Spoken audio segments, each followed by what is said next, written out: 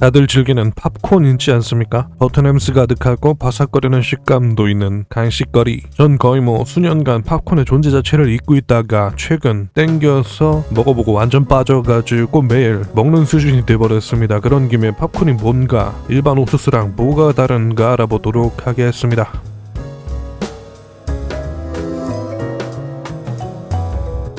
기름이나 버터에 올려놓고 뚜껑을 닫으면 팡팡 터지면서 부풀어오는 팝콘은 우선 팝콘 전용 품종이 있다는 모양입니다. 옥수수는 R의 형질에 따라서 대략 6종류로 나뉘는데 이 중에서 팝콘 전용의 품종이 우리가 접하는 팝콘입니다. 또한 튀겨진 후 모양에 따라서 버터플라이형과 머쉬룸형으로 나뉘는데 버터플라이형은 알갱이 모양의 서너 갈래로 나뉘어서 뻗친 듯한 모양새이고 머쉬룸형은 두껍고 둥그렇게 생겼습니다. 버터플라이형은 상대적으로 식감이 바삭하고 주로 짠맛을 입히는 용도로 쓰고 머쉬룸형은 상대적으로 약간 푸석한 식감이지만 캐러멜이나 초콜릿 등 단맛을 입히는 용도로 주로 사용한다고 합니다. 보통은 버터플라이형이 대부분이고 거의 대부분 미국산이 우리가 흔히 접하는 팝콘이라고 하네요. 다이얼 원리는 옥수수 나달 속에서 존재하는 수분과 유분에 의한 것인데 팝콘용 옥수수는 외부 껍데기가 단단해서 열을 가하면 나달 내부의 유분과 수분이 증기 상태로 빠져나오는 것을 껍데기가 붙들고 있게 됩니다. 내부 압력이 상승하고 온도가 약 180도 정도가 되면 내부 압력이 약 9.2기압까지 올라가서 압력과 온도를 버티지 못하고 팡 하고 터지면서 내부에서 끓었던 단백질과 전분이 거품처럼 올라오고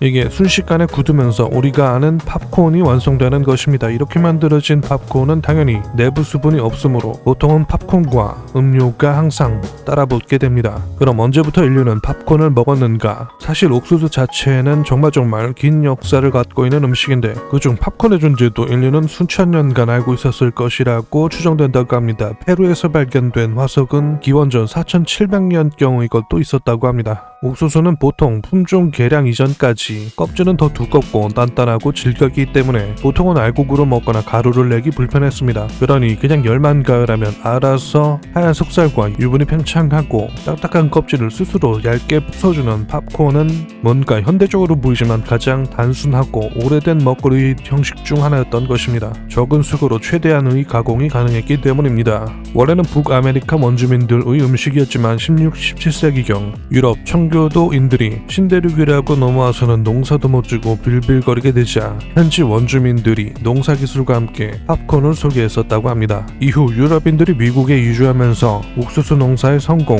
19세기에 들어서는 팝콘 대량 생산 기계의 발명으로 값싸면서 맛있는 간식이라는 인식이 생기기 시작했습니다. 대공황 시기에도 소비력 저하와 금주령으로 인해서 농가들이 이득을 보는 게 적었는데 팝콘은 워낙 싸서 사람들이 다 팝콘으로 끼니를 때우니까 옥수수 농가만은 이득을 챙겼다는 이야기도 있다고 합니다. 2차 세계대전 기간 미군의 전투 식량에도 팝콘이 포함되어 있을 정도였다고 합니다. 팝콘은 역사가 짧은 미국에서 전통요리라고 불릴 수 있는 몇 안 되는 녀석 중 하나가 되었습니다. 당연히 미국만 팝콘을 먹는 것은 아니니까 원조 논쟁도 있긴 합니다. 여하튼 팝콘은 유독 영화관과 같이 연상될 정도로 붙어있는데 영화관에서 팝콘을 파는 이유는 다른 것들보다 먹는 과정에서 소리가 덜 나기 때문이고 단시간 가장 빠른 대량 생산이 가능하다는 것, 부스러기가 적어서 청소가 쉽다는 점 등등이 있겠습니다. 1920년대 미국 극장에서는 영화관 카펫을 더럽힌다는 이유로 팝콘 반입을 금지했었던 적도 있었는데 이렇게 되자 팝콘 반입을 금지한 극장에는 사람들이 가지 않아서 문을 닫을 정도가 되었다고 합니다. 이후 태평양 전쟁 과정에서 일본 제국이 미국의 주요 설탕 공급지였던 필리핀을 점령하고 다른 공급지였던 하와이도 물자가 군대로 징발되자 미국 내 설탕 공급이 줄어들면서 설탕을 쓰지 않는 팝콘이 영화관에서 먹을 수 있는 음식의 대부분이 되었고 전쟁이 끝나도 이 문화가 그대로 남아서 사람들에게 영화관 하면 팝콘이 가장 먼저 떠오르는 간식거리가 되었습니다. 알다시피 한국도 영화관 하면 팝콘 냄새부터 나죠. 90년대부터 멀티플렉스 영화관이 보급되면서 한국도 영화관과 팝콘은 따라붙는 존재가 되었습니다. 팝콘 상품 자체에 대한 종류는